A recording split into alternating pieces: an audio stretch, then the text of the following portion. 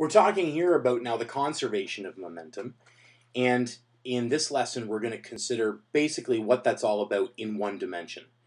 In lesson number 3, we're going to talk about the conservation of momentum in 2 dimensions.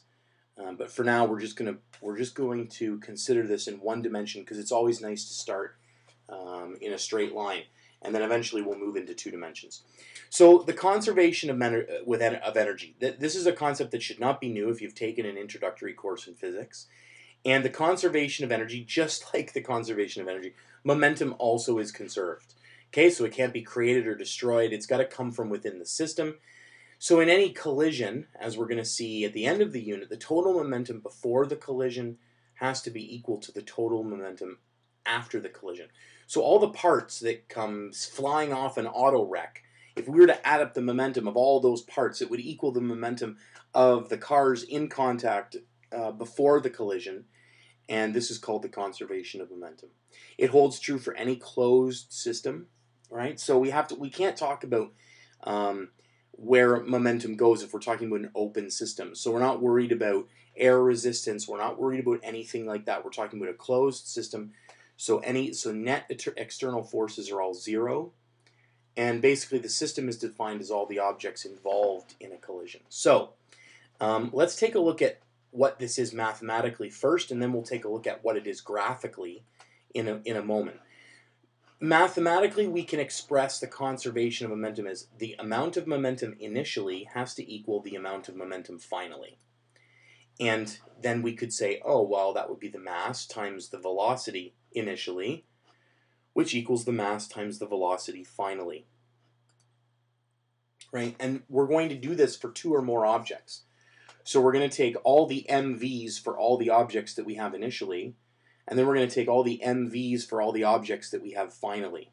And so if we want to look at this then, what we would say, as soon as we have more than one object, because one object is boring, 2 or more objects is more exciting, we get this.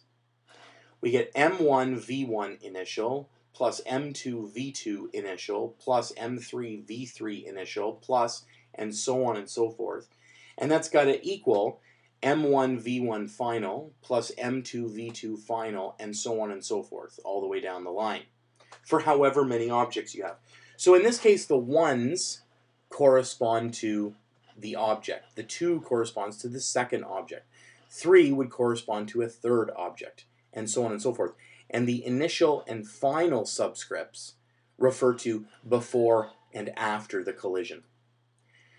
So you should make note of that down there because some of these subscripts are going to get a little bit confusing, especially because we've been using 1 and 2 to indicate initial and final states, and now we're introducing this little I and this little F because we got a lot of subscripts that are going to go on here. Okay, so graphically, here's a graphic collision. Graphically, what we have going on, we got V1I. And we got this kind of orangey red ball here, and it's moving in this direction. Okay, so this is V1 initial, and now we have V2 initial. Okay, so this has got some mass, this has got some mass, and these 2 things are moving towards each other. Okay, then at some point they collide. And what we're looking at is we're looking at the velocities at the instant before the collision happens, and then the velocities at the instant after the collision happens. So of course in this case we would say, oh well, V1 final, this guy right here is going to rebound with some velocity, and this guy here, he might rebound with this velocity. Now the magnitude of these final velocities and their directions are going to depend on how heavy they are, right? Because if this red-orange ball here is way heavier than this green ball, then the red ball isn't going to rebound back. And we're going to see a couple examples of that in a few moments. But basically, this is a graphic representation of what we might expect. So the conservation of momentum, we see this in numerous real-life examples, right? So in the kinetic theory of gases, the conservation of momentum is really important because you got all these little tiny particles, and they all have their little momentum vectors, and they're all traveling in different directions. And there's lots of collisions that take place in here, right? So there's a conservation of momentum application in the kinetic theory of gases. automobile accidents. And we're going to look at several examples where we have two cars and they get into a collision, and of course we can analyze what the momentum is. This is actually one of the ways that they can determine from skid marks on the road and from the amount of damage if one of the two cars was speeding as it collided, and so on and so forth. We also use momentum in billiards and other games. So if you've ever played pool, you have experienced the conservation of momentum. And finally, light and modern physics. This is something that hopefully we'll get a chance to talk about at the end of the semester. Light can have has a momentum that's associated with it, and we're going to look at all those good things as the course goes on. So let's turn to an example. A shell of mass 7 kilograms leaves the muzzle of a cannon with a velocity of 490 meters per second in the positive x direction. Find the recoil velocity of the cannon if it has a mass of 700 kilograms. Okay, so you've seen this in movies, probably, hopefully not in real life, but you've seen it in movies where you have an initial state where you've got this cannon. And of course, what happens when this cannon shoots out a shell is that the cannon recoils backwards and the shell goes out forwards this way, right? So this is kind of what you see finally. You see the cannon boof, and it kind of moves back, and then you see the shell go shooting out. You probably don't see it because it's going so fast, but it goes shooting out of the cannon, and it has an opposite momentum vector to this body, this cannon.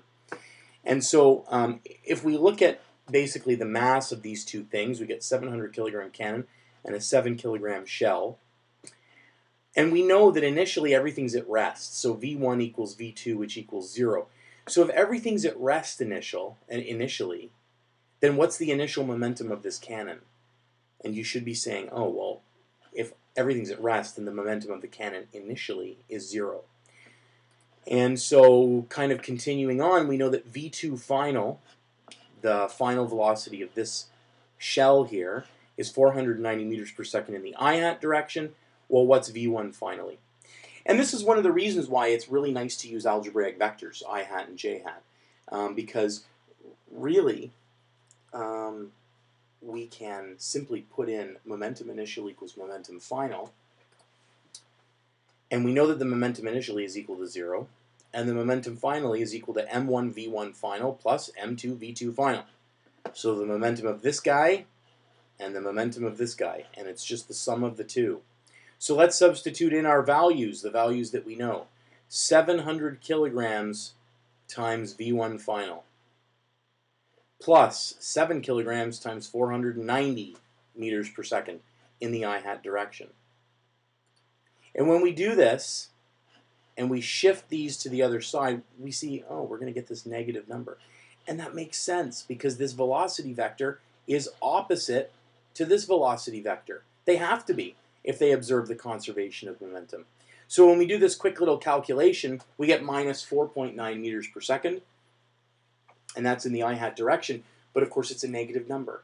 So it goes the opposite way. And we've just discovered the mass of the cannon. Let's take a look at another example. Here, we've got an arrow, and the arrow is flying at 60 meters per second in the I-hat direction. It strikes and embeds itself in a 300-gram apple that's at rest. After the impact, the apple and the arrow move horizontally at 12 meters per second in the I-hat direction. So the arrow slows down quite a bit because it picks up this apple along the way. What's the mass of the arrow? Okay, so what we can say is, let's do a little diagram. Here's what we have initially. Arrow, apple. Arrow's moving, apple's at rest. We know the mass of the apple. We don't know the mass of the arrow. So finally, this is what we have.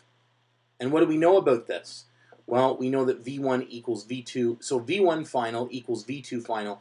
So we're going to combine these things into just one unit. This, by the way, is how we deal with collisions where the things stick together after they collide. Is that there's not two velocities anymore. They've stuck together. So there's only one final velocity, which is kind of nice, because watch how we use the conservation of momentum. So here's what we know. Momentum initial equals momentum finally. You'll notice that I'm starting all of these problems almost exactly the same. I've got m1 v1 initially, so that's this arrow, the momentum of the arrow, plus m2 v2 initial. That's the momentum of the apple.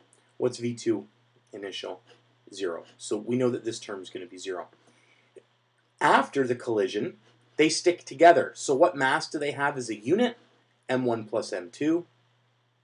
And then we've got a final velocity, all of which is known.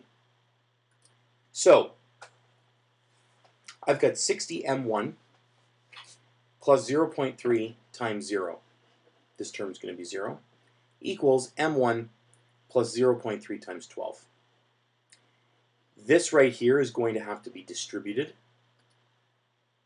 And so I get 60 m1 is equal to 12 m1 plus 3.6. Collect like terms and isolate m, and I get that the mass of the arrow is 0.075 kilograms. And that's momentum in one direction. Next lesson we look at momentum in two directions, or two dimensions.